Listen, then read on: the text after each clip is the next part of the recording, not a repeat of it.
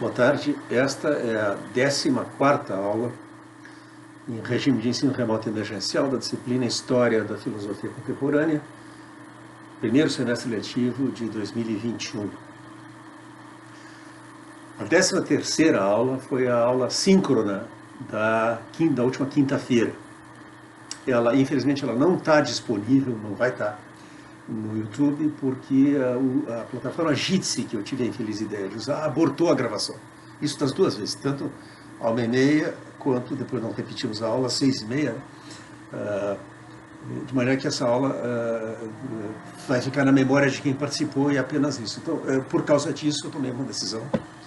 O que foi visto naquela aula, que foi basicamente um exame do problema de Wittgenstein nas investigações, o que significa seguir uma regra, à luz do paradoxo do parágrafo 201, tal como ele foi examinado e discutido pelo filósofo norte-americano Saul Kripke, num livro inteiro dedicado a esse assunto, Wittgenstein on Rules and Private Language. Bom, isso não vai cair nenhuma questão na prova sobre esse tópico. Tá? Vários de vocês me escreveram perguntando como é que vai ser a prova. Tem pessoa que eu dei uma notícia no semestre, mas para deixar bem claras as coisas. A prova é síncrona. Por quê? Como é que ela vai funcionar? São duas turmas, uma turma A e uma turma B, uma diurno e outra noturno. Tá? Então, por isso, são duas provas. Eu vou aplicar a primeira prova à 1h30 da tarde e outra às 6h30. Atenção, vou deixar bem claro, você não precisa fazer a prova, estou matriculado na turma A, tenho que fazer a prova da 1h30? Não. Cada um faz a prova que melhor lhe convier. Tá? Depois, quando eu apropriar os conceitos, eu aproprio nas turmas respectivas. Mas, de qualquer maneira, eu tenho que fazer uma prova às 1h30 e outra às 6h30. A prova vai ser feita por e-mail. O que quer dizer isso? Vocês estejam online no horário que preferirem, 1h30 ou 6h30. Vocês vão receber um e-mail trazendo como anexo as questões da prova. E vocês vão ter 2h30 ao todo para responder. Aí vocês vão mandar as respostas para mim, dentro desse prazo. Por exemplo, quem fizer a prova da 1h30 tem que até às 4h me mandar as respostas. Em formato PDF, por quê? Porque é o melhor formato que eu tenho para no tablet, usando a caneta virtual, fazer a correção. E depois enviar para vocês a prova corrigida. Como dia 12 de outubro é um feriado, não me perguntem por quê, tá? Nossa Senhora Aparecida. Porque os feriados da Igreja Católica são feriados, os das outras religiões não são. Tá? Porque não tem um feriado do Yom Kippur, passou recém. Porque não tem um feriado, sei lá, de alguma data das religiões afro-brasileiras. Tá? Não sei. O Estado brasileiro devia ser um Estado laico, mas a Constituição começa dizendo no seu preâmbulo que os constituintes votam essa Constituição sob a proteção de Deus. Tá? Vocês eram muito pequenos e não vão lembrar, mas o Fernando Henrique Cardoso, como presidente da República, mandou remover os crucifixos das repartições públicas. Isso causou um escândalo tão grande que ele voltou atrás e disse, deixa assim. Estamos longe de ter um Estado laico. Bom, enfim, na terça-feira que vem não tem aula, portanto vocês vão ter a prova corrigida, nos meus comentários sobre a prova, na aula da quinta-feira, dia 14. Tá?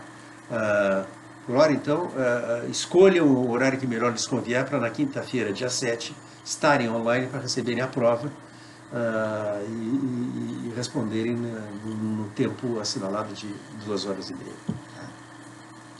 Hoje é a última aula sobre Wittgenstein. Encerramos um percurso, é a 6ª aula, é o filósofo que mais nos ocupou até agora. Isso tem a ver com a importância dele para tudo que vai vir depois no nosso curso. E nós vimos que a grande novidade no pensamento de Wittgenstein após 1929, a partir do retorno dele à filosofia, é o abandono do postulado que era essencial no Tratatus da independência do sentido em relação à verdade. O princípio de que ele havia extraído como uma consequência da teoria das descrições de Russell, que ser uma proposição verdadeira não pode depender de outra proposição. Ser uma proposição, perdão, ter uma proposição sentido não pode depender de alguma outra proposição ser verdadeira. Wittgenstein abandona isso agora. Admite que entre as condições do sentido de proposições estão um monte de proposições empíricas, e é por isso que, para que a linguagem possa ser um instrumento de comunicação, é preciso haver, como ele escreve no parágrafo 242 das investigações, se a linguagem deve ser um meio de comunicação, deve haver acordo não apenas sobre as definições, mas, por estranho que isso pareça, nos juízos. Isto parece abolir a lógica, mas não a abole. Abole uma concepção da lógica em que a lógica não tinha pressuposições. Agora a Wittgenstein introduz a ideia de que a lógica tem sim pressuposições, e que proposições que descrevem certas regularidades empíricas do mundo, proposições que Wittgenstein chama proposições sobre a história natural, são um pressuposto das proposições da lógica. Um lugar onde ele explora bastante esse tema é nos escritos da década de 40 sobre filosofia da matemática. Tá? Por exemplo, vou dar apenas alguns exemplos das observações sobre os fundamentos da matemática. Por exemplo, Wittgenstein escreve assim, ele está falando da noção de prova matemática, ele diz assim: eu li uma prova e disse que agora estou convencido. E o que acontece se eu em seguida perder essa convicção? Pois tratava-se de um procedimento peculiar. Eu percorro a prova e então aceito o seu resultado. Eu quero dizer, isto é simplesmente o que nós fazemos. Isto é uso e costume entre nós, um fato da nossa história natural. Isso está na primeira parte das observações sobre os fundamentos da matemática, onde Wittgenstein também escreve o que estamos apresentando aqui são de fato observações sobre a história natural do homem. Não, todavia, curiosidades, mas antes observações sobre fatos de que ninguém duvidou e que só passaram despercebidos porque estavam sempre diante dos nossos olhos. Isso também está na primeira parte. Agora tem uma coisa muito importante que ele diz na sexta parte dessas observações sobre os fundamentos da matemática, e que é o seguinte: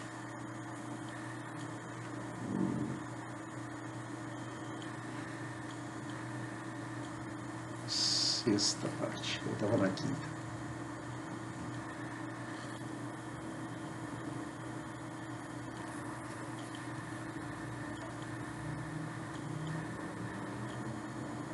Aqui.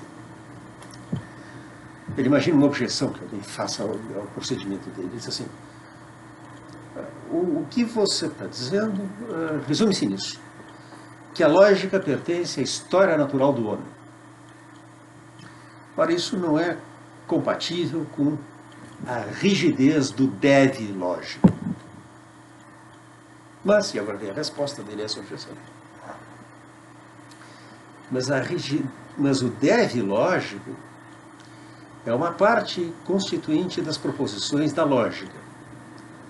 E essas não são proposições da história natural humana.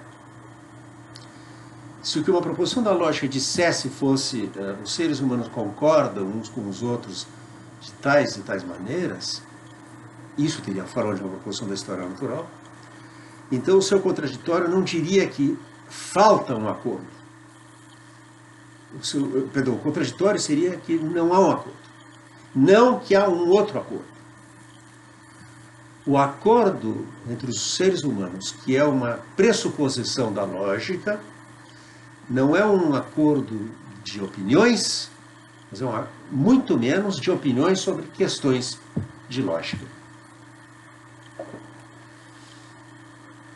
E agora eu volto para uma observação crucial da primeira parte, e que é o seguinte.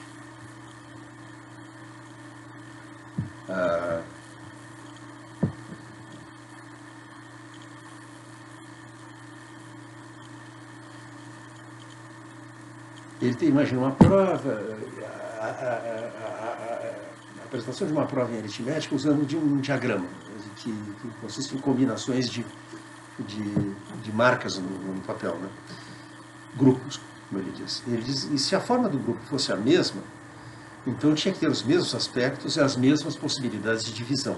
Então, eu teria um grupo de 5 figuras, eu separo 2 e deve restar 3. Se tem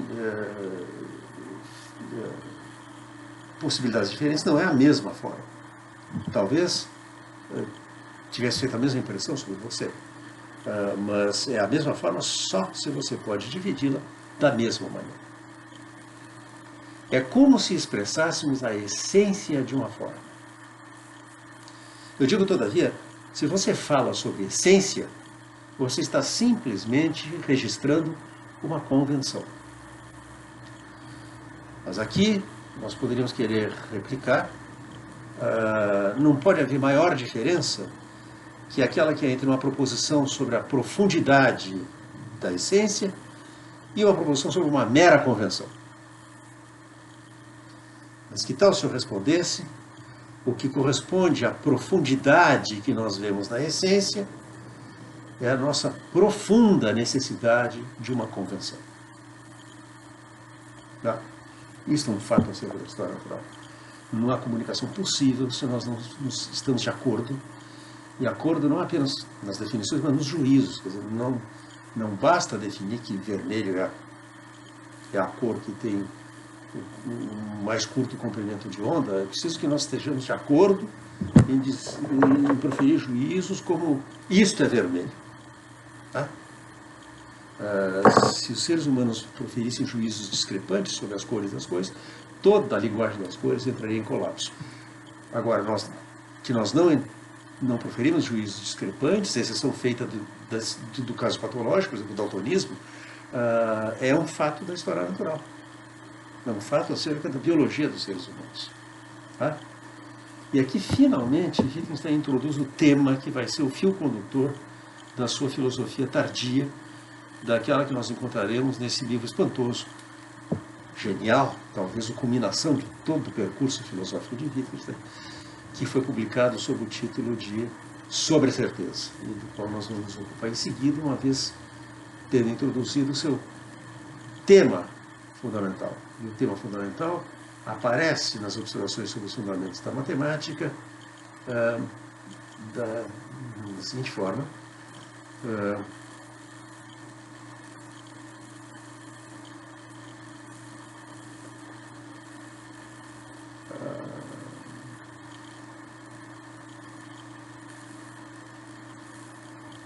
Está aqui.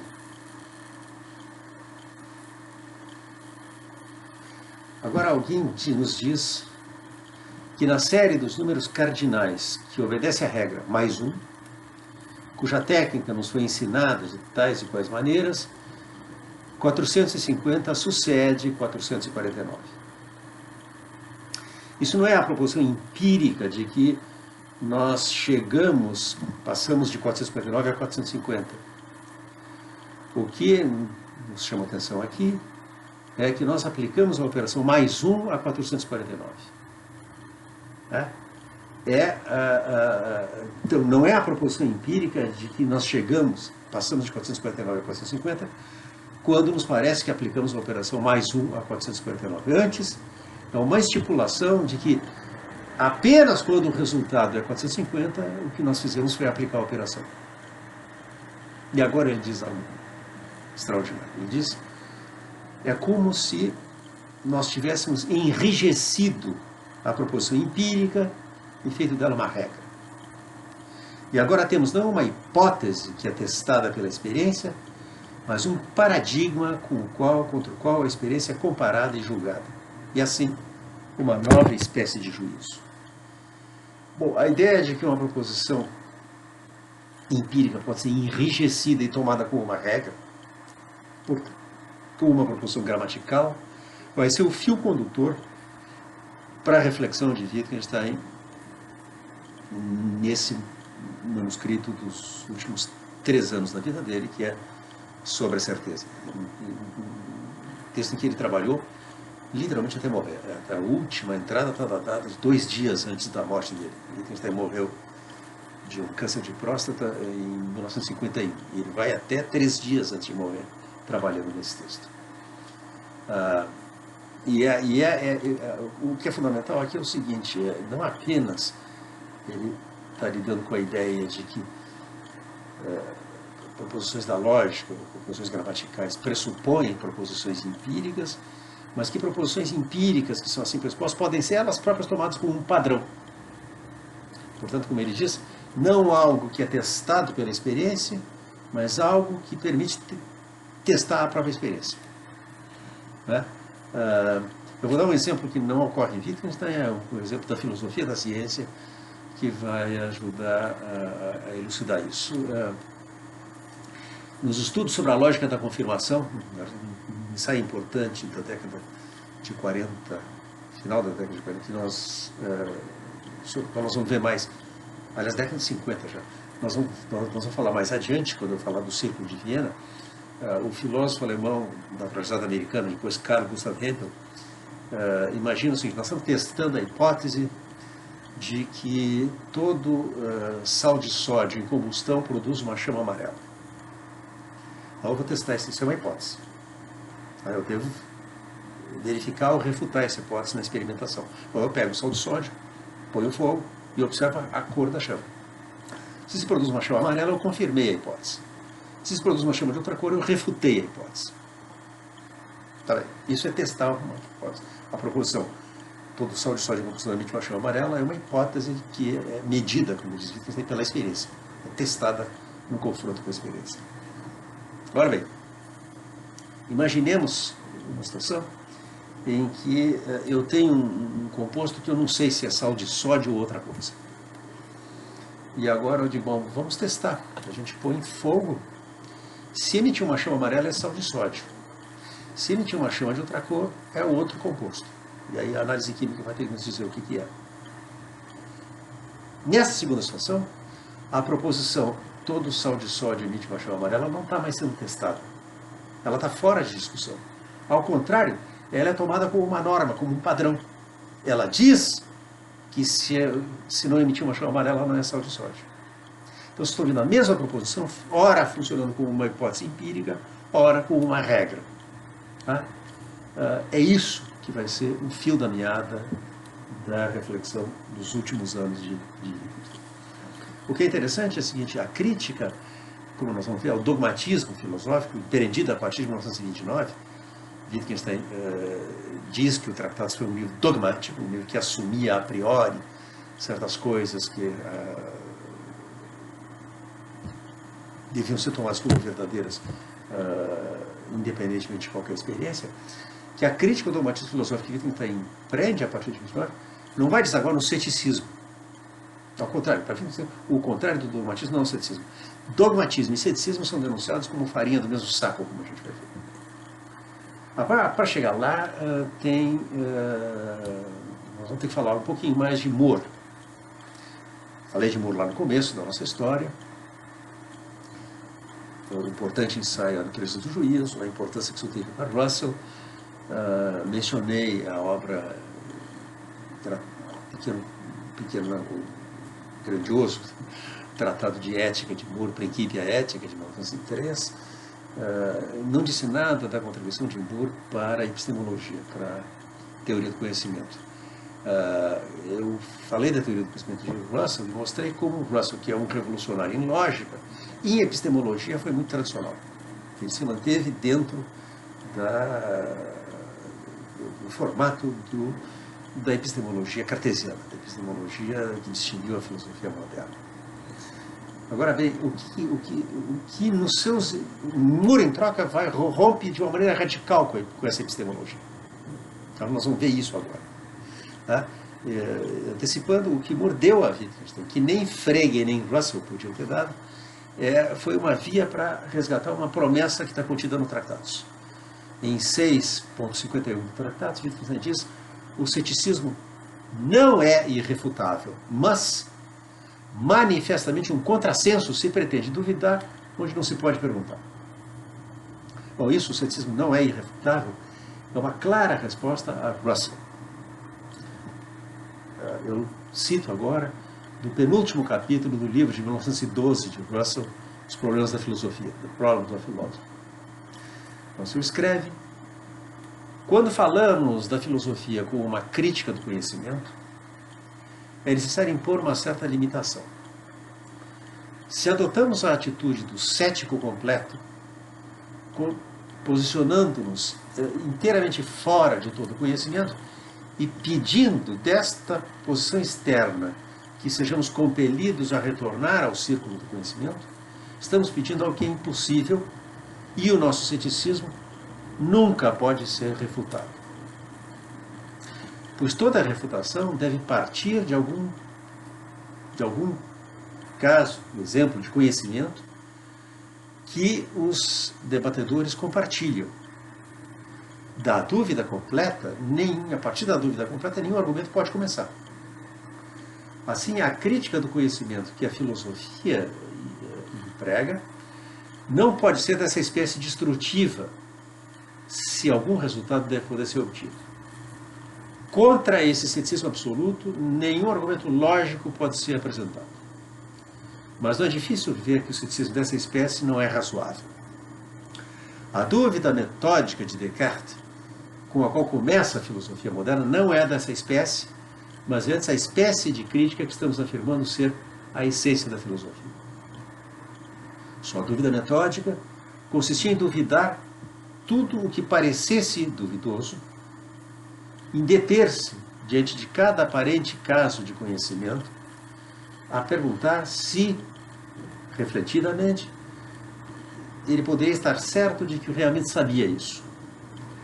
Essa é a espécie de crítica que constitui a filosofia. Algum conhecimento, como o conhecimento da existência dos nossos dados sensíveis, parece inteiramente indubitável. Não importa quão calma e completamente reflitamos sobre ele. Com relação ao tal conhecimento, a crítica filosófica não requer que nos abstenhamos de crer, mas há crenças, tais como, por exemplo, a crença de que objetos físicos correspondem aos nossos dados sensíveis, que nós mantemos até que chegamos a refletir e que, quando refletimos, se dissolvem quando submetidos a uma investigação estrita. Essas crenças a filosofia nos pedirá que rejeitemos, a menos que alguma nova linha de argumentos seja encontrada para apoiá-las. Mas rejeitar as crenças que não parecem abertas a quaisquer objeções, não importa quão estritamente as examinemos, não é razoável e não é o que a filosofia pede. A crítica visada numa palavra não é aquela que sem razão determina a rejeitar, mas aquela que considera cada exemplo de aparente conhecimento pelos seus próprios méritos e retém tudo que ainda parece ser conhecimento quando essa consideração se completa. Que algum risco de erro permanece deve ser admitido porque seres humanos são falíveis. A filosofia pode reivindicar justamente que ela diminui o risco de erro. Em alguns casos, torna o risco tão pequeno a ponto de ser praticamente desprezível. Fazer mais do que isso não é possível num mundo em que equívocos acontecerão. E mais do que isso, nenhum advogado prudente da filosofia pode alegar ter realizado. Em resumo, próximo dessa passagem está nos dizendo três coisas. 1. O ceticismo é irrefutável. 2. O método cartesiano da dúvida é um método legítimo de filosofar. 3. Um resultado da aplicação desse método é que não temos conhecimento direto, muito menos conhecimento certo dos objetos externos.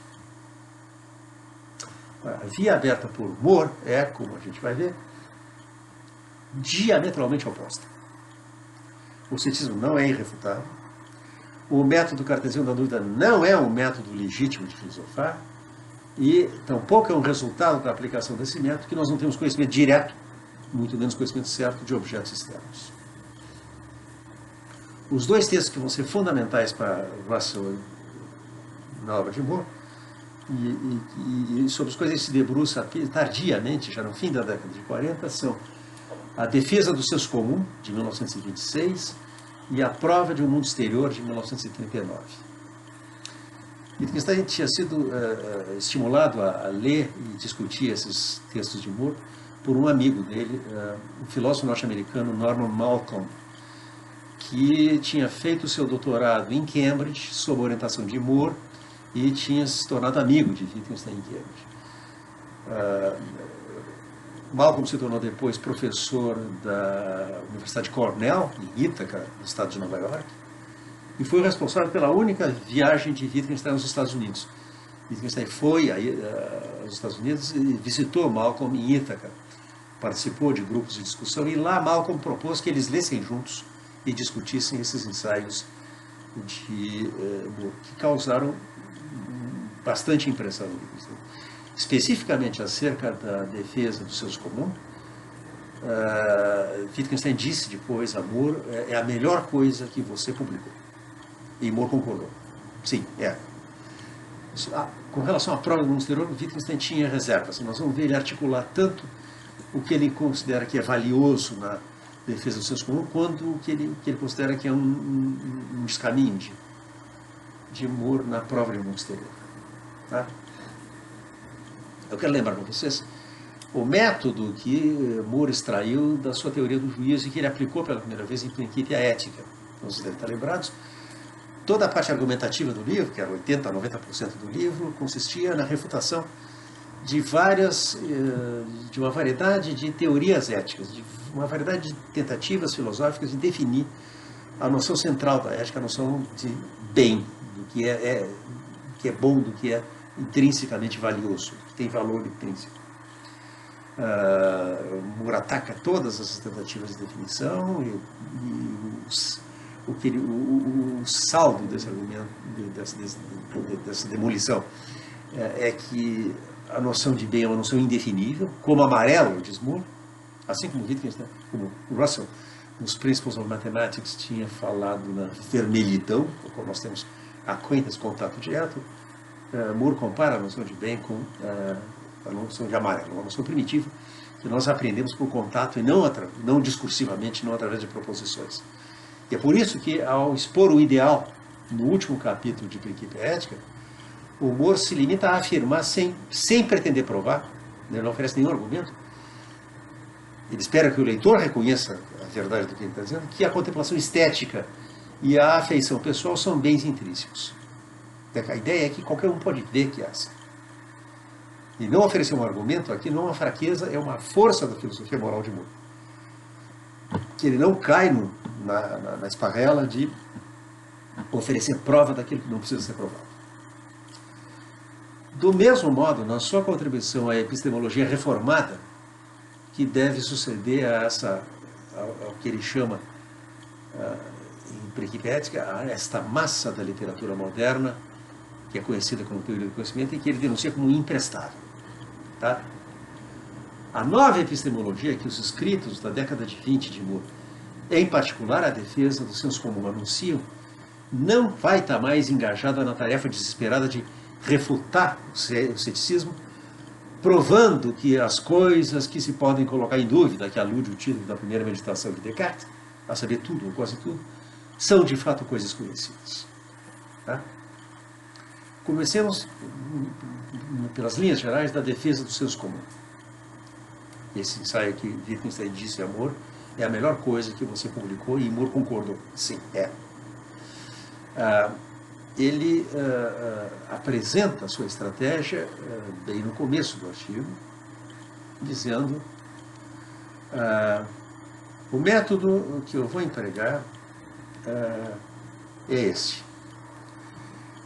Eu vou começar enunciando sobre capítulo 1, seção 1, uma lista de proposições que parecerão à primeira vista tão óbvias que nem sequer vale a pena enunciá-las. São de fato um conjunto de proposições, cada uma das quais, na minha opinião, eu sei com certeza que são verdadeiras. Em seguida, sob o título 2, eu vou enunciar uma única proposição que faz uma afirmação sobre um conjunto inteiro, uma classe de classes de proposições. Cada classe sendo definida como uma classe consistente de todas as proposições que correspondem a uma das proposições na lista 1. 2, portanto, é uma proposição que não poderia ser enunciada até que a lista de proposições em 1 ou alguma lista semelhante tivesse sido dada. 2, é ela própria uma proposição que pode parecer um truísmo, uma obviedade tal, que não merece, não vale a pena sequer enunciá-la. E é também uma proposição que, na minha opinião, eu sei com certeza que é verdadeira. Então, você tem primeiro uma lista de proposições que Moore diz, olha, eu, Moore, sei com certeza que essas são verdadeiras. E depois tem a proposição geral que diz, para cada sujeito S, há uma lista correspondente de proposições que S sabe com certeza que são verdadeiras. Então, Moore procede por generalização universal. Ele diz, eu, Moore, sei com certeza isto, isto, isto, e agora ele generaliza, e todo mundo sabe. Algo análogo. Começo, portanto, com a minha lista de truísmos, cada um dos quais, na minha opinião, eu sei com certeza que é verdadeiro. As proposições que serem incluídas nessa lista são as seguintes. Vou tomar água antes de começar. Existe no presente um corpo humano vivo que é meu corpo. Este corpo nasceu num certo tempo no passado e existiu continuamente desde então, ainda que não sem passar por mudança. Ele, por exemplo, era muito menor quando eu nasci e por algum tempo depois do que é agora. Desde que esse corpo nasceu, ele esteve ou em contato com, ou não muito longe, da superfície da Terra.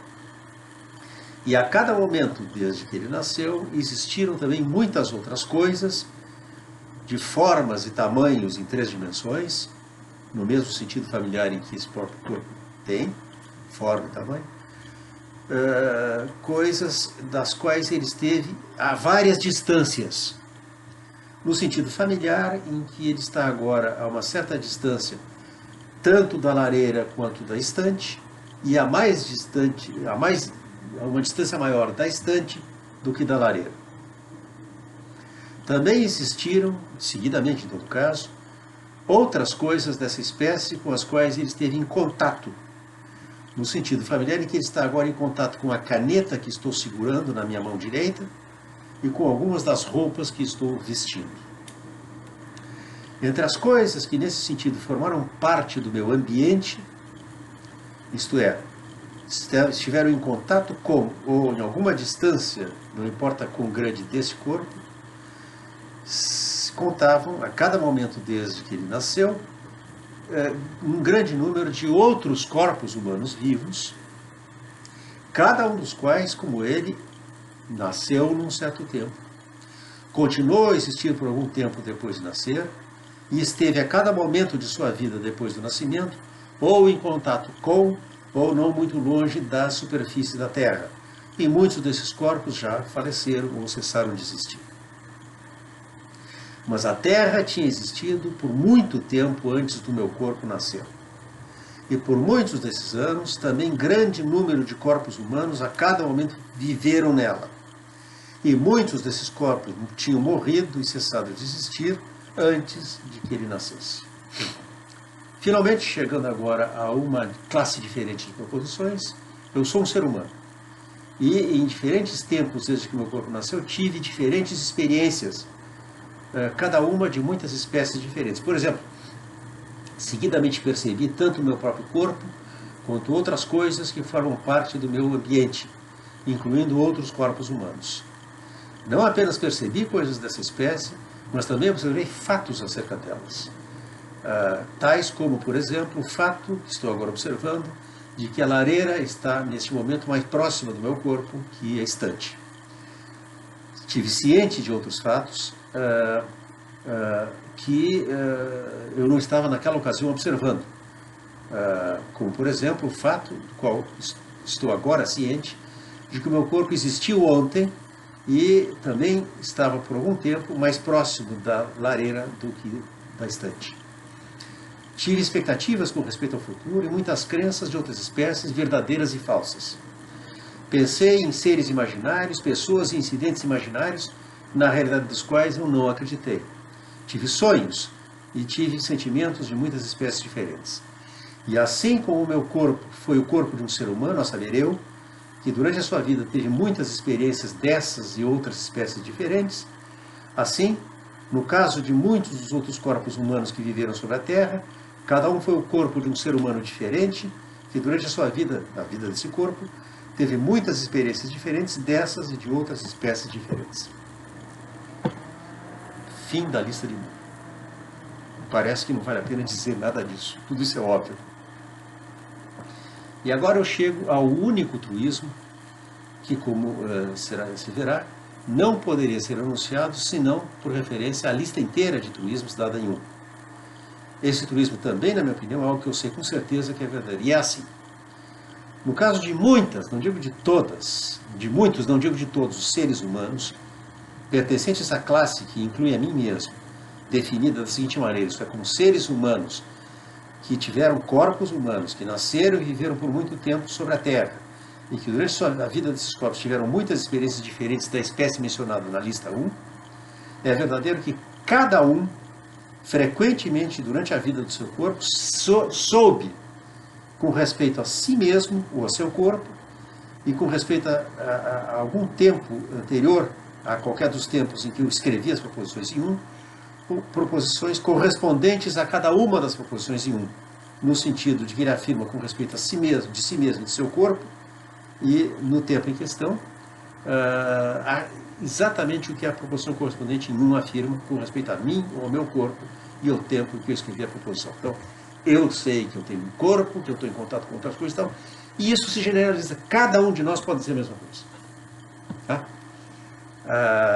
O Moore inaugura aqui um método que ele vai reiterar seguidamente, e que é exatamente o que atrai a atenção e a perplexidade de Wittgenstein.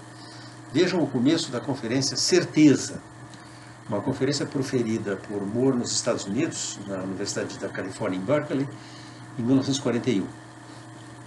Como é que Moore começa essa conferência? Eu estou, neste momento, como todos vocês podem ver, numa sala e não ao ar livre. Estou em pé e não estou nem sentado nem deitado. Estou vestido e não estou de modo algum nu. Estou falando em voz alta e não estou nem cantando, nem sussurrando, nem silenciando. Tenho nas minhas mãos folhas de papel com coisas escritas. Há um grande número de outras pessoas na mesma sala em que eu estou, e há janelas naquela parede e uma porta naquela outra. Ora, eu acabo de fazer um número de diferentes afirmações. E eu fiz essas afirmações positivamente, como se não houvesse nenhuma dúvida de que elas são verdadeiras, e Moore vai prosseguir, o resto da conferência vai se mostrar, e de fato não há nenhuma dúvida de que elas são verdadeiras. Tá? O que é intrigante agora é o que significa o fato de que nós podemos enunciar proposições empíricas que são certas, que não estão em questão. Tá? A coisa mais importante que Moore nota é que essas proposições são proposições certas, cuja certeza, todavia, é impugnada por uma variedade de doutrinas filosóficas. Tá? E essas doutrinas filosóficas expõem-se agora à refutação. Por quê? Porque se tal ou qual doutrina filosófica é verdadeira, então eu não sei com certeza que eu estou sentado, que eu tenho uma caneta na mão, que aqui tem uma lareira e ali tem uma estante, e assim por diante. Num ensaio publicado em 1942, Norman Malcolm, o amigo do Wittgenstein, ex-aluno do Moore, se deu ao trabalho de imaginar a espécie de argumento que Moore apresentaria em resposta ao defensor de cada uma de 12 importantes teses filosóficas. E é digno de nota que, com uma única ressalva de detalhe, o Moore aprovou os argumentos imaginados por Malcolm como aqueles que, de fato, ele apresentaria. Nós vamos ver que são estratégias de refutação de doutrinas filosóficas por modus tollens. Por exemplo, um dos exemplos de Malcolm. Um filósofo, pode ser Bradley, pode ser McTaggart, diz: o tempo é irreal.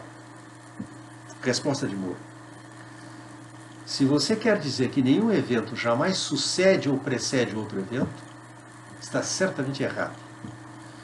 Pois depois de almoçar eu dei uma caminhada, depois disso tomei um banho e depois um chá. Filósofo, mais uma vez, pode ser Bradley, pode ser McTaggart. O espaço é irreal. Resposta de Moore: se você quer dizer que nada está jamais à direita, à esquerda, atrás ou acima de outra coisa, está certamente errado. Pois esse tinteiro está à esquerda desta caneta e minha cabeça acima de ambos. Filósofo, pode ser Berkeley, por exemplo. Nenhuma coisa material existe sem ser percebida. Moore: o que você diz é absurdo, pois ninguém estava percebendo minha cama enquanto eu dormia na noite passada, e, no entanto, ela certamente não deixou de existir. O último exemplo que eu vou dar, a lista são 12 ao todo, estou apresentando um terço dela. Como você, pode ser Moore, pode ser qualquer filósofo, às voltas com o problema do conhecimento de outras mentes e do solipsismo. Filósofo, como você provaria que a afirmação de que suas próprias sensações, sentimentos e experiências são os únicos que existem é falsa? Moore: do seguinte modo: eu sei que você está me enxergando e ouvindo neste momento. E também sei que minha mulher está com dor de dente, de onde se segue que existem sensações, sentimentos e experiências além dos meus próprios. Agora, muito bem, nós sabemos que o filósofo em questão, em nenhum desses casos, vai ficar satisfeito. Mas a pergunta agora é: por quê? O que mais exatamente você espera? Tá? No final da defesa do senso comum, Moore escreve: o que é estranho é que os filósofos tenham sido capazes de sustentar sinceramente, como parte de seu credo filosófico, proposições inconsistentes com o que eles mesmos sabiam ser verdadeiro. E, no entanto, até onde percebo, isto de fato aconteceu com frequência. Como escreve o helenista Miles Burnier, num ensaio sobre o ceticismo pirrônico, o ceticismo grego antigo, hoje em dia, se um filósofo tem um problema sobre a realidade do tempo, ele solicita uma bolsa de pesquisa para estudar o assunto no próximo ano sabático. Ele vai tirar uma licença de um ano para fazer essa pesquisa. Ele não duvida de que o ano vai chegar. Mas aí você pode dizer: espera um pouquinho. Se você tem dúvidas sobre a realidade do tempo, você deve ter dúvidas sobre se o ano que vem vai chegar. Mas o filósofo vai responder que isso é uma dúvida puramente teórica ou filosófica, que não tem reflexo sobre a vida cotidiana. Tá? E aqui está a esquizofrenia filosófica para a qual Moore alerta. Tá? E que ele pretendeu remediar exemplarmente, fazendo uma refutação ao estilo daquelas imaginadas por Malcolm. De fato, foi o que inspirou Malcolm, né? Porque é de 1939, esse trabalho de Moore, A Prova de um Mundo Exterior. O problema com o qual ele está lidando é um problema que Kant introduz no prefácio à segunda edição da Crítica da Razão Pura, ao dizer constitui um escândalo para a filosofia e para a razão humana em geral que a existência de coisas no espaço fora de nós deva ser aceita como um dogma, e que se alguém entende de pô-la em dúvida, nós não sejamos capazes de apresentar uma prova. E aí Kant prossegue dizendo, bom, que eu, todavia, encontrei essa prova, a única possível, que está aqui é a seção que ele acrescentou na segunda edição, é a refutação do idealismo. Agora, muito bem,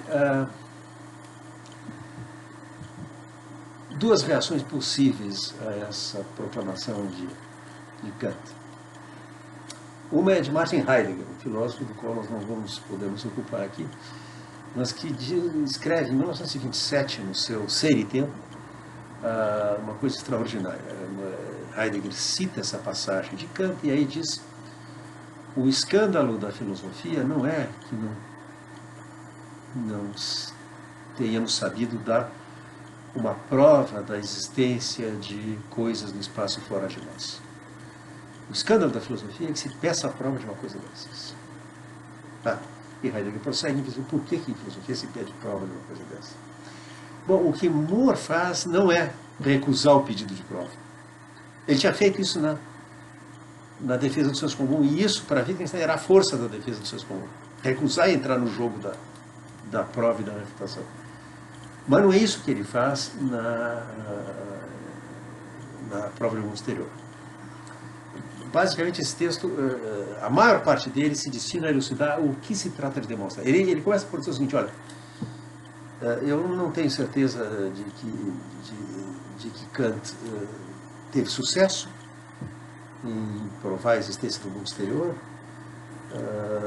por um lado, e por outro eu tenho certeza que, mesmo supondo que Kant tivesse tido sucesso, a prova dele não é a única possível. Ao contrário, há uma infinidade de provas possíveis, e eu vou dar uma, mas antes vamos esclarecer o que se entende por coisas no espaço fora de nós. Aí ele, de uma maneira extremamente meticulosa, marca registrada de Moore, é a paciência com que ele faz essas coisas, dedica a maior parte, a quase inteira totalidade do seu ensaio a esclarecer o que se trata de demonstrar, o que se deve entender por coisas no espaço fora de nós. Aí Moore pergunta várias coisas. Reflexos são coisas no espaço fora de nós, arco-íris é uma coisa no espaço fora de nós, uma imagem no espelho é uma coisa no espaço fora de nós, sombras são coisas no espaço fora de nós, etc, etc. E chega, por fim, à seguinte definição: coisas no espaço fora de nós são quaisquer coisas tais que, do fato de que uma tal coisa existe, não se segue que essa coisa é parte da experiência de quem quer que seja. Tá? Então, Barclay definia a existência de objetos empíricos como o fato de ser percebido, ser é ser percebido, e agora Moore diz não. Coisas no espaço fora de nós são coisas tais que, do fato de que uma tal coisa existe, não se segue que ela é percebida. Tá? Feito isso, Moore apresenta a sua prova. E a prova tem a forma de um modus ponens. Ele parte de duas premissas que ele considera indubitáveis e extrai a consequência. O que Moore faz? Ele ergue a mão assim e diz: aqui está uma mão humana. Ergue outra mão e diz: aqui está outra mão humana. Logo, existem pelo menos duas coisas no espaço fora de nós, logo existe um mundo exterior. Moore prossegue dizendo: esta prova satisfaz todos os requisitos de uma boa prova. Em primeiro lugar, é um argumento válido. Como é que nós sabemos que é um argumento válido? Porque as premissas não podem ser verdadeiras e a conclusão falsa. Se é verdadeiro que aqui está uma mão humana e aqui está outra mão humana, então é verdadeiro que existe um mundo exterior. As premissas não podem ser verdadeiras e a conclusão falsa. Portanto, não é circular. Uma prova circular é válida, mas não prova nada. Se P, então P é uma tautologia, mas nós não aprendemos nada. Mas não se trata de uma prova circular. Por quê? Porque a conclusão pode ser verdadeira, ainda que as premissas sejam falsas. Isso pode ser verdadeiro, que existe um mundo exterior, ainda que seja falso, que aqui está uma humana e aqui está outra. Por fim, além de que uma prova tem que ser um argumento válido e não circular, é preciso que o argumento parta de premissas que são certas. E Moore disse: não há dúvida que essas duas premissas são certas. As premissas são semelhantes às proposições da lista da defesa do senso comum, ou daquele começo daquela conferência certeza. Tá? Mas aí, Moore diz, no entanto, eu sei que os filósofos não vão ficar satisfeitos. E aí Moore faz algo que Wittgenstein não pode perdoar, uma inesperada concessão ao filósofo, que recusa essa prova, quando ele diz o seguinte: eu sei o que o filósofo espera, é que eu tivesse provado as minhas premissas, provado que estava uma humana e aqui está outra. Mas eu não provei isso e nem tentei provar isso. Eu dei isso como certo. E ele diz, por quê? Porque para provar que essas proporções são verdadeiras, eu teria que, em primeiro lugar, provar que eu não estou sonhando. E eu não sei como fazer isso. Desastre. Põe tudo a perder. Tá?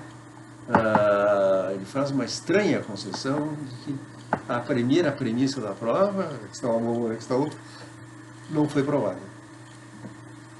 E é notável porque Moore não deixa de assinalar que ele não está simplesmente dizendo a questão humana, ele está apresentando uma humana. E acabei de perguntar o seguinte: que prova mais forte eu posso dar da existência de um objeto físico do que apresentar o objeto? Se eu digo para vocês, há um marcador de quadro vermelho na minha mesa, prova, aqui, eu apresento. Que melhor prova pode se querer do que isso? Tá? Moore recua e conclui, a lição que ele extrai disso é: posso saber coisas que não posso provar. Tá? E aí, qual é a primeira frase dos cadernos, das anotações de Wittgenstein que foram publicados com o título de Sobre a Certeza? Se você sabe que aqui está uma mão, nós vamos te conceder tudo mais. Mas sabe está grifado. Ponto para Wittgenstein, o Moore tocou em algo muito importante. Que há proporções empíricas que são tão certas e indubitáveis quanto uma equação matemática, quando 2 mais 2 são 4. Tá?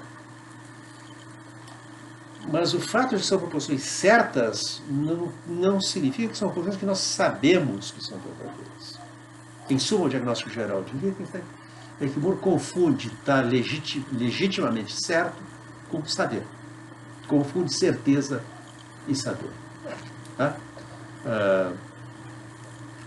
Logo na sequência dessa primeira observação, ele diz do fato de que me parece a mim, ou a todo mundo, que algo é assim, não se segue que é assim. O que nós podemos perguntar é se faz sentido duvidar. Se, por exemplo, alguém diz, eu não sei se há uma mão aqui, ele poderia ser convidado a olhar mais de perto. Essa possibilidade de se certificar é parte do jogo de linguagem, é um dos seus aspectos essenciais. E aí ele escreve: eu sei que sou um ser humano, entre aspas. Para ver como não é claro o sentido dessa proposição, considere a sua negação. No máximo, poderia ser tomada como significando: eu sei que tem os órgãos do ser humano, por exemplo, um cérebro, que afinal de contas ninguém viu até agora. Mas o que dizer da proposição, eu sei que tem um cérebro? Posso duvidar dela? Faltam razões para duvidar. Tudo fala a seu favor, nada contra. Todavia, é imaginável que a minha cabeça resultasse estar vazia quando fosse aberta numa cirurgia.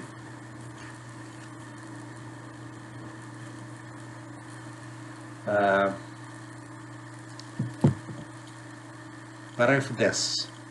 Sei que um homem doente está deitado aqui. Sei? É absurdo. Estou sentado junto à cama. Estou olhando atentamente no seu rosto. Então eu não sei que há um homem doente aqui? Nem a pergunta, nem a afirmação fazem sentido. Não faz sentido duvidar de que eu estou diante de um homem doente.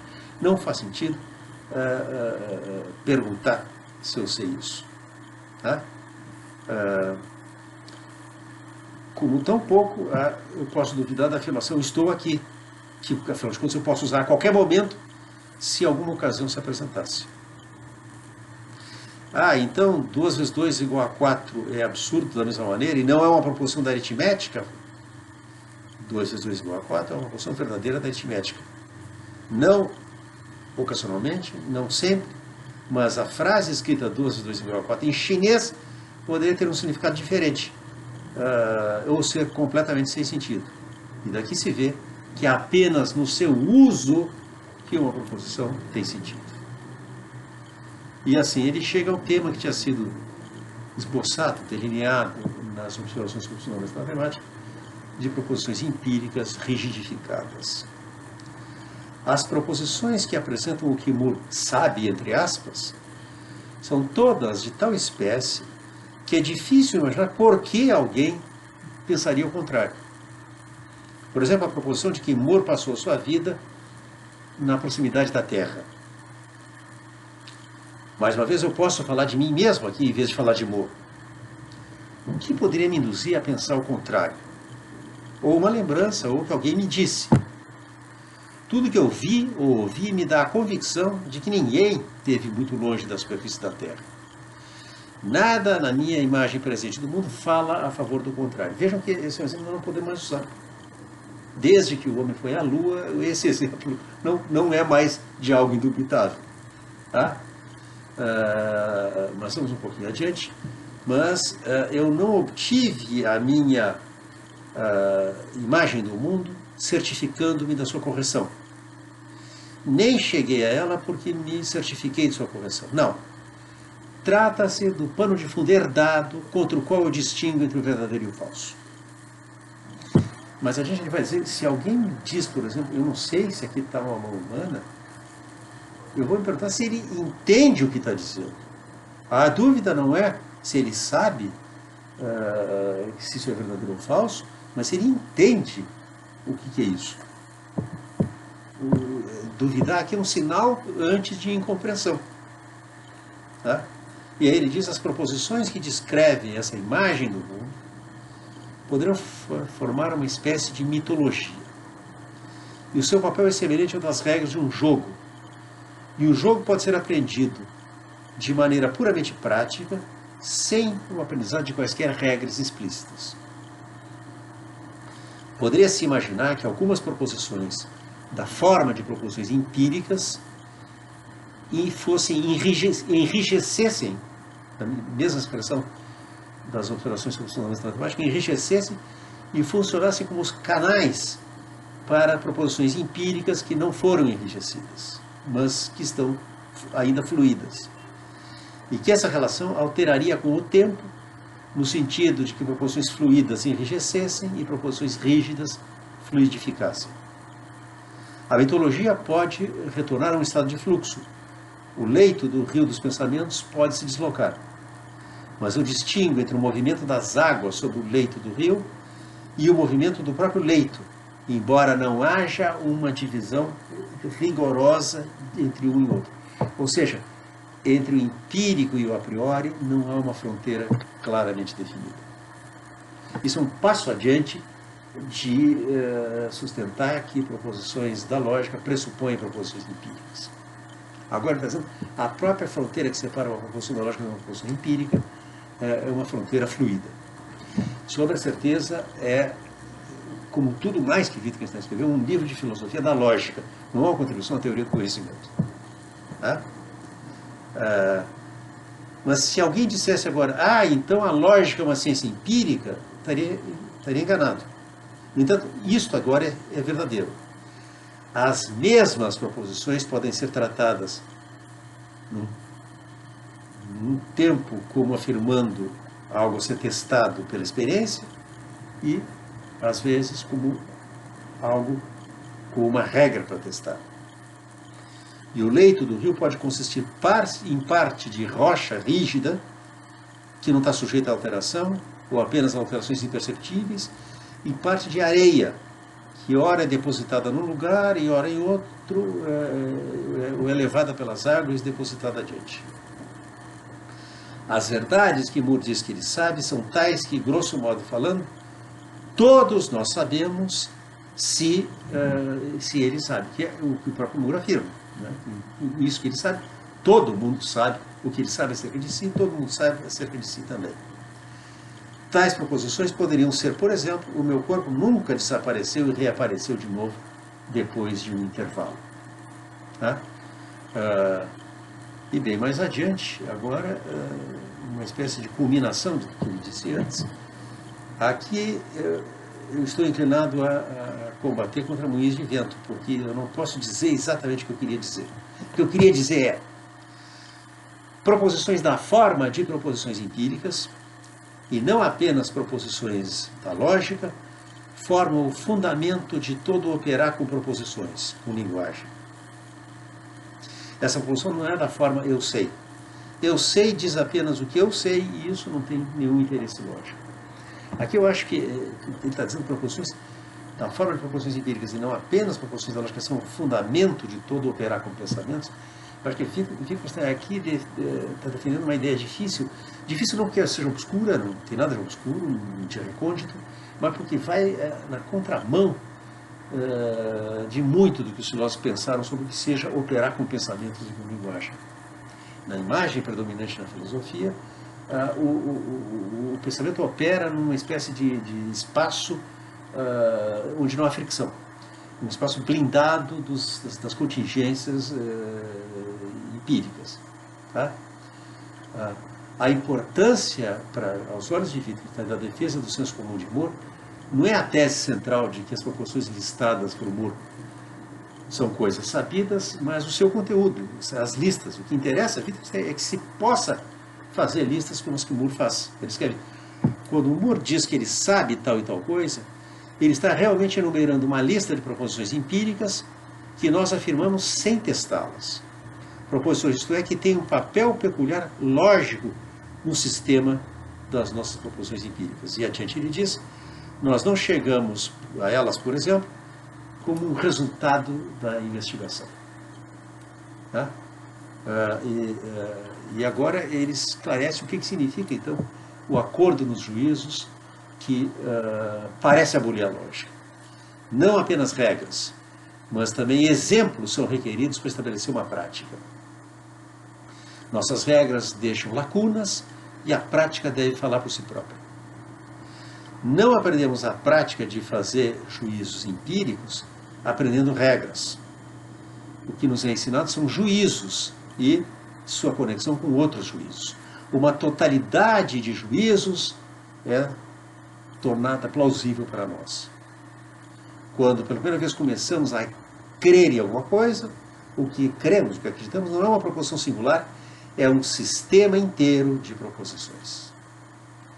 Não são simplesmente axiomas particulares que me parecem óbvios, é um sistema em que consequências e premissas se suportam mutuamente. Tá? Entendendo isso, a gente entende o que Moore pode ter tentado fazer e por que ele não fez, afinal de contas, o que ele pensava que estava fazendo. Tá? Dar fundamentos, justificar a evidência, isso termina em algum lugar. Mas o término não é certas proposições que nos parecem imediatamente verdadeiras, isto é, não é uma espécie de ver da nossa parte, é o nosso agir que está na base do jogo de linguagem. E agora, Wittgenstein oferece a sua própria versão da prova de Moore. Parágrafo 208, sobre certeza. Eu tenho uma conversa telefônica com Nova York. Ele telefona para Malcolm. Imaginar, tá? O meu amigo diz que as suas arvorezinhas estão com brotos assim e assim. Eu agora fico convencido de que as suas arvorezinhas estão dando flor. Fiquei também convencido de que a Terra existe. Eis aqui a prova da existência da Terra. Meu amigo de Nova York diz que suas árvores estão brotando, florescendo. Se as árvores de Nova York estão florescendo, então a Terra existe. As árvores de Nova York estão florescendo, logo a Terra existe. Tá? Wittgenstein prossegue, a existência da Terra é antes parte de toda a imagem que forma o ponto de partida da crença para mim. Por acaso, a minha conversa telefônica com Nova York reforça a minha convicção de que a Terra existe? A resposta deve ser, obviamente, não. Tá?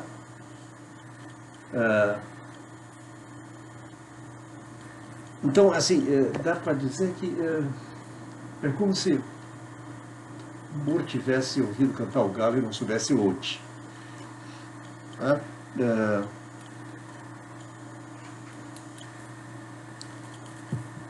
Supondo que não era verdadeiro que a Terra já tinha existido antes de eu nascer, como eu imagino que esse equívoco pudesse ser descoberto? Não adianta dizer, talvez estejamos errados, se a evidência, quando nenhuma evidência é confiável, de forma que a confiança é excluída no caso da evidência presente.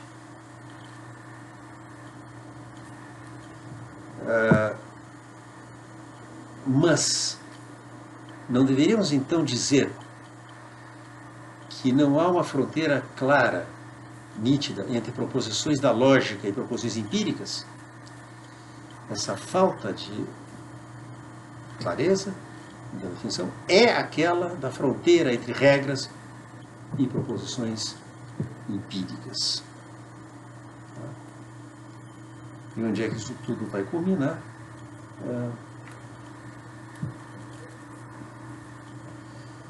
Eu realmente quero dizer que um jogo de linguagem só é possível se eu confio em alguma coisa.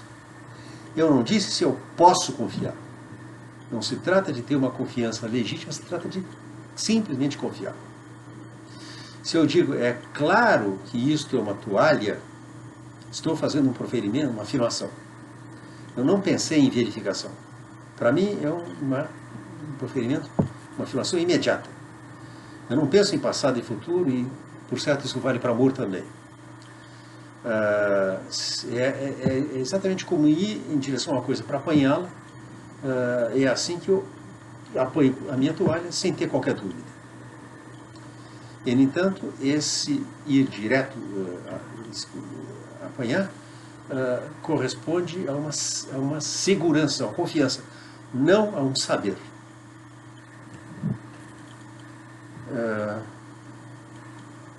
Eu estou indo para frente e para trás, porque essas notas de Wittgenstein, os editores tiveram o bom senso de não tentar organizar de acordo com o que eles imaginassem que fosse a ordem das razões. Elas foram publicadas na ordem que Wittgenstein escreveu, que é a ordem cronológica. Então a gente, lendo o livro, vê Wittgenstein indo e vindo, repassando nos mesmos pontos, repensando, reformulando, até obter uma formulação mais segura. Tá? Uma corte marcial pode ter que decidir se era razoável em tal e qual situação ter suposto isto ou aquilo com confiança, ainda que erroneamente. Dizemos que sabemos que a água ferve e não congela em tais e quais circunstâncias. É concebível que estejamos errados? Um equívoco aqui não precipitaria um colapso de todo juízo com ele? Mas o que poderia permanecer se isso caísse? Alguém não seria capaz de descobrir algo que nos fizesse dizer foi um equívoco? O que quer que possa acontecer no futuro, como quer que a água se comporte no futuro, nós sabemos que até aqui ela se comportou assim em inumeráveis exemplos. Esse fato está embutido nos fundamentos da nossa linguagem. Você deve ter sempre presente que a linguagem é, por assim dizer, algo imprevisível. Eu quero dizer, não está baseada em fundamentos, não é razoável nem desarrazoada. Está aí como a nossa vida. Está aí como a nossa vida. É algo que eu simplesmente aceito, como diz adiante, a minha vida consiste em aceitar um monte de coisa. Tá? Ele pergunta, já estamos no 608 essa altura, é errado eu deixar que as minhas ações sejam guiadas pelas proposições da física e dizer que eu não tenho, por acaso eu devo dizer então que eu não tenho uma boa razão para fazer isso? Não é precisamente isso o que chamamos uma boa razão? Adiante ele diz, supondo que nós encontrássemos pessoas que não considerassem isso uma boa razão. Como imaginamos isso? Ao invés do físico, eles podem consultar um oráculo. E por isso nós os consideramos primitivos. É errado eles consultarem um oráculo e serem guiados por ele? Se nós dizemos que isso está errado, não estamos usando a nossa linguagem como uma base para combater a deles? Estamos certos ou errados em combatê-los? Por certo, aqui, toda espécie de slogan parecem que poderiam ser usados para suportar os nossos procedimentos. Onde dois princípios colidem e não podem ser reconciliados, então um chama o outro de louco ou de herege. Tá?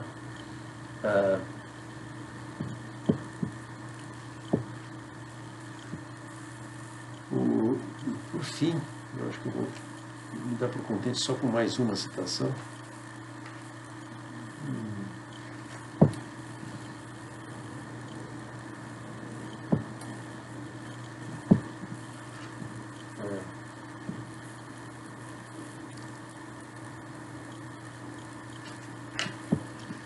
Mas mesmo se em tais casos eu não posso estar enganado, não é possível que eu esteja drogado. Se estou, e se a droga removeu minha consciência, então eu estou realmente falando, então talvez eu não esteja realmente falando e pensando. Eu não posso seriamente supor que estou nesse momento sonhando. Alguém que sonhando diz estou sonhando, mesmo se fala em voz alta, fala dormindo, não está mais certo do que se ele dissesse no seu sonho está chovendo, quando não está chovendo. Mesmo se o seu sonho estivesse conectado com o ruído da chuva. Vocês vejam quão longe Wittgenstein andou desde os tratados. Tá? A rejeição do apriorismo dogmático, como ele diz, do tratados, leva à reconsideração do postulado da independência do sentido em relação à verdade, ao reconhecimento do papel que proposições empíricas têm no fundamento do nosso jogo de linguagem e, finalmente, ao abandono da ideia de que há uma fronteira rigorosa separando o empírico do a priori. Essa é a fisionomia última da filosofia de Wittgenstein e é o maior legado dele para a filosofia contemporânea. Muito bem, até quinta-feira. Boa sorte na prova para todos vocês. Escolham o horário que vocês preferem, 1h30 ou 6h30. Vocês, obviamente, podem fazer uso de todo o material de que dispõem, toda a nossa bibliografia no Dropbox está aí para isso mesmo, e os arquivos com as aulas no Dropbox. Com a única exceção da aula síncrona de quinta-feira, que tratou de matéria que não vai cair na prova, porque a aula não pôde ser gravada. Da próxima vez eu vou usar o Zoom, que isso não acontece. Tá bom? Até mais. Nos encontramos depois da prova, na quinta-feira, dia 14.